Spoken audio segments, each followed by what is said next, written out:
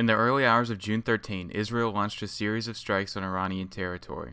Earlier reports indicate that over 70 Iranian civilians have been killed, with hundreds more injured. 6 Iranian nuclear scientists and over a dozen IRGC commanders have been killed in the strikes, including Major General Hassan Salami, who served as the commander-in-chief of the IRGC. These inflammatory actions from Israel constitute a barbaric expression of this genocidal state's plans in the region. Israel is a rising imperialist power, asserting the dominance of its ruling class in the Middle East. Buoyed by the United States, our own capitalist overlords, Israel has carried out a decades-long genocide of the Palestinian people to colonize their lands, and has started numerous wars with its neighbors in service of their aims to establish, quote, Greater Israel, unquote. The result has been untold suffering and death for millions in the region, from Gaza and the West Bank to Damascus and Tehran. This latest aggression from the Zionist aggressors raises the risk of a wider war to a fever pitch. Israel has escalated tensions with Iran since 1979, and especially since the 2015 Joint Comprehensive Plan of Action Iran signed with the USA. Iran represents the most significant rival to Israel's ambitions in the region.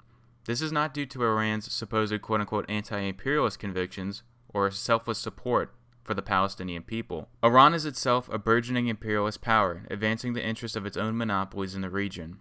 The competition between Iran and Israel is one between warring groups of capital. Caught in the crossfire are the workers who seek no part in war between one group of robbers and another. Iran is compelled to respond to Israel's aggression.